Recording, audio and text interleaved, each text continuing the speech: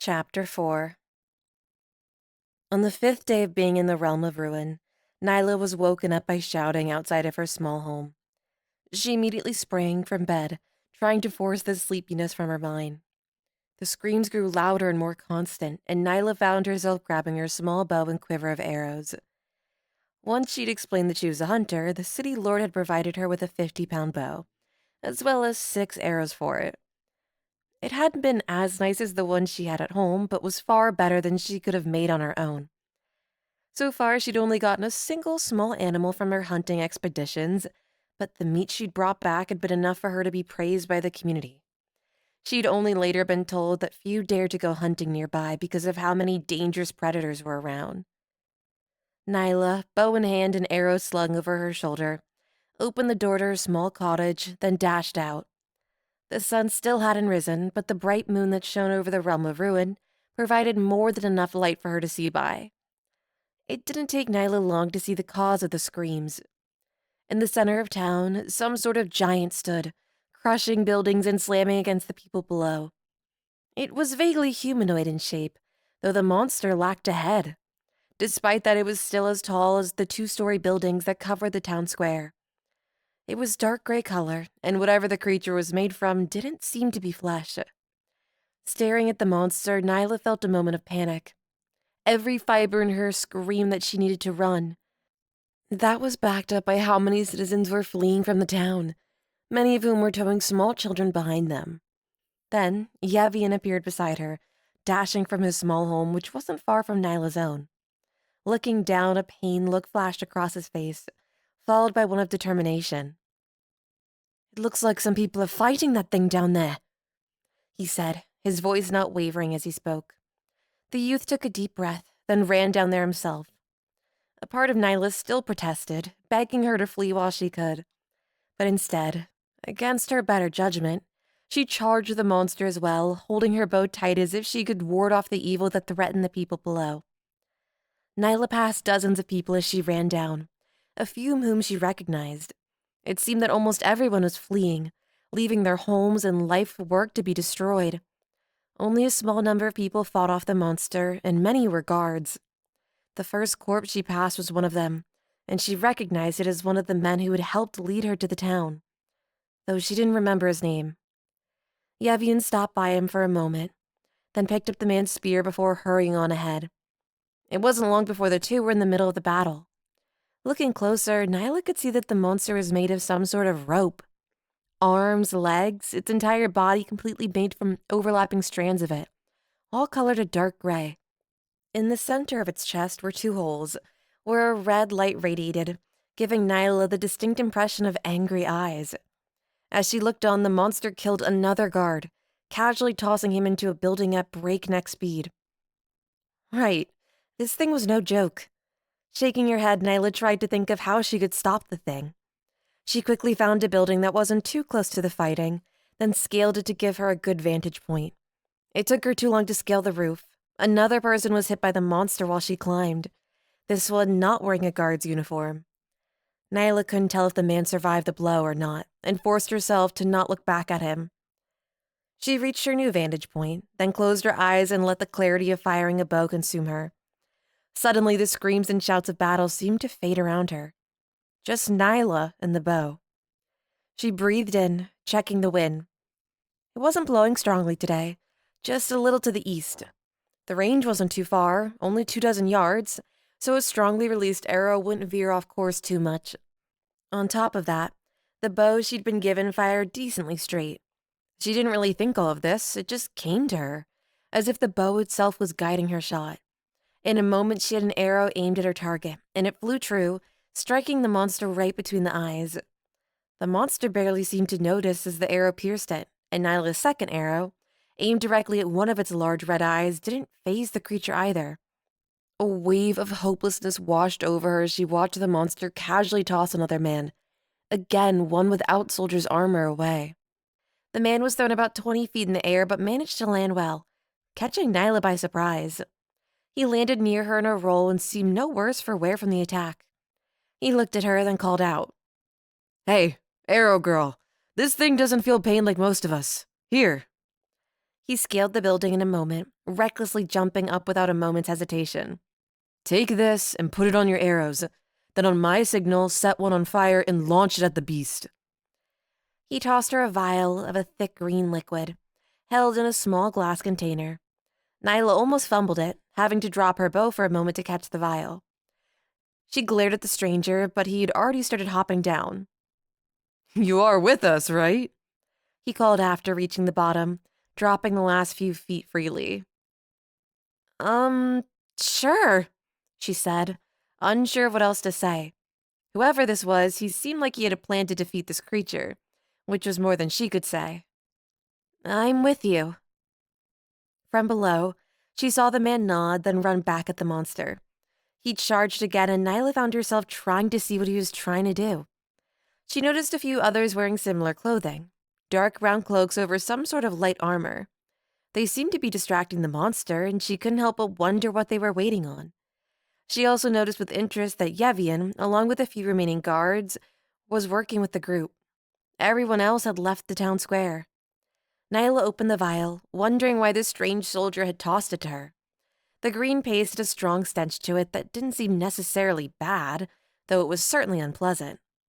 She quickly took an arrow from her quiver, then poured the paste all over it. The green glop moved slowly, so she didn't waste much as she drenched the arrow. Once it was done, the vial was about half empty. Curious, Nyla decided to light the arrow on fire as instructed. She wasn't sure what it would be needed for, but hoped that it would fire straight enough with the new coating of goop. The fire might also go out, though with such a close shot there was a chance it would stay lit as well. Nyla propped up a torch. The house she was on had a place for it, as well as a few lying around, then quickly lit it. She noticed with dismay that one of her gloves, which she'd received along with her bow, had gotten some of the green paste on it when she poured it onto the arrow. Wiping it off as best she could on a nearby wooden post, Nyla knocked the arrow, then put it into the fire. She jumped as the arrow combusted, the entire length of it bursting into flames. She dropped the arrow in a panic, and it fell to the ground below the building she was on.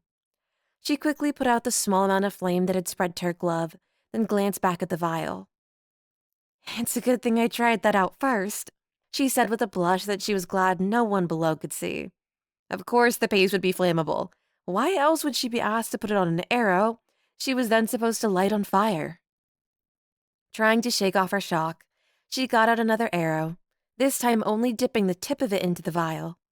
After a moment's hesitation, she decided to dunk it low enough that an inch above the tip was submerged. Then she brought it to the bow, waiting to pull back the string at the signal.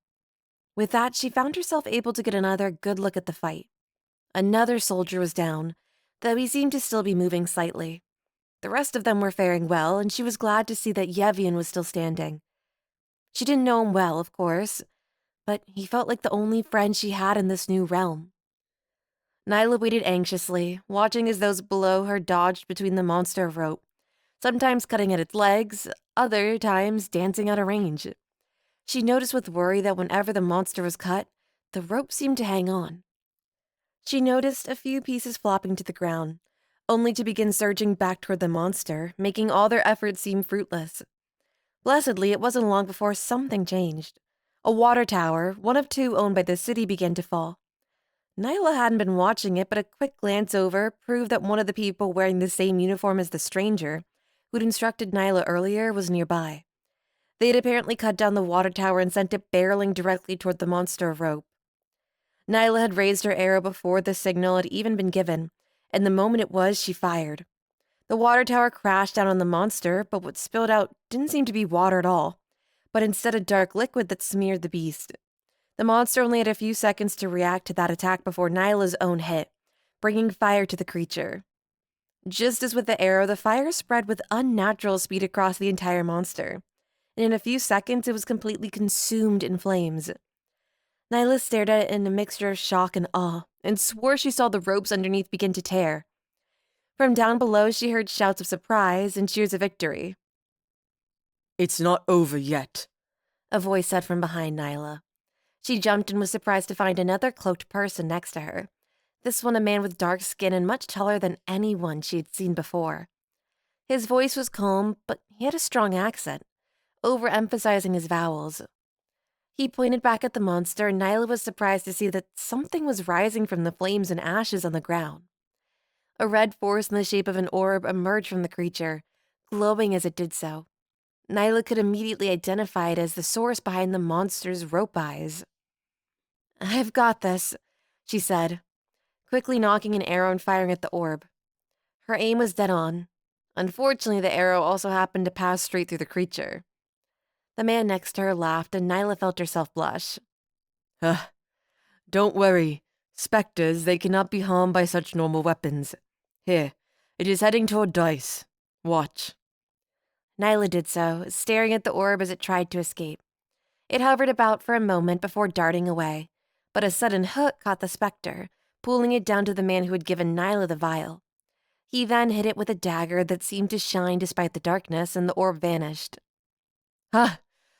The deed has been done. Now it is time for us to celebrate," the man next to her said in his thick accent. "Come down now. Dice will want to meet the one who was so useful in our success." "Is that why you came up here?" Nyla asked. She forced herself to take a calming breath and slowly felt the adrenaline die down inside of her. He'd somehow done it. "That is part of it, yes. But also he wanted me in this position in case the spectre tried to flee over this way. Come on now. Let's introduce you to the crew." "This was a disaster, Dice," one man was saying as Nyla approached. "We were too slow and people died because of it." Dice, the man who had given Nyla the vial, just shrugged. "You aren't wrong. This will be a costly setback. But we managed to salvage this. Besides, it seems that this catastrophe may have had some benefits as well." He turned toward Nyla with a smile and nodded for her to step toward the group. Yevyan, she noticed, had also been pulled up. He had a cut on his forehead that had been bandaged, but otherwise didn't seem much worse for the wear. "These two stepped up in the time of crisis, rather than running like so many of the others did. That's the type of insanity that we're looking for, eh?" Dice's smile remained constant as he spoke, and it seemed genuine. The man looked to be in his early 30s, with sharp features and keen eyes. He also seemed completely unfazed by the battle that had just happened. "Are you saying we should recruit these two?" the man next to him said. He looked to be a younger man, perhaps only a few years older than Nyla. He wore a mask, though it was unlike any Nyla had seen before, webbed with cracks, and each segment was a different color, with the two main ones being blue on the left and black on the right. The eyes seemed to have had a film laid over them, making them appear red. The man's mouth, the only part that wasn't partially covered by a mask, remained unexpressive, and his tone had been completely passive. Dice shrugged again. "I don't see why not. The crew is running lower than usual anyway. Besides, these two showed courage today. Skill, I know how to teach. But courage, I still haven't figured out." "Are you offering us a position?" Yevyan said from Nyla's side. "Like, in your group?" Dice nodded. "We call it a guild, by the way. A monster hunting guild. It's dangerous work, to be sure, but provides the best pay you can find out here, and fills your life with adventure. What else could you ask for?" Yevyan smiled. "Well, I'm in. I was hoping to find something more exciting than farming here anyway. How about you, Nyla?" She blinked.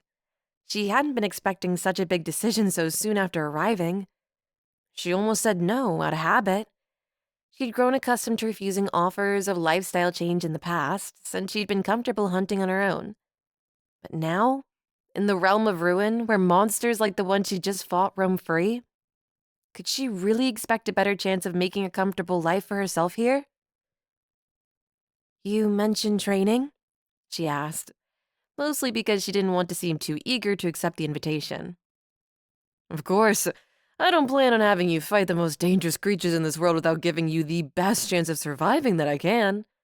I'll personally train you if you join, and make sure that you get into fighting shape." "In that case, I'll join," Nyla said, forcing a smile. "Great," Dice said. "We'll spend the rest of the night here, then leave early in the morning. Get what rest you can, because tomorrow, you start the first day of the rest of your life."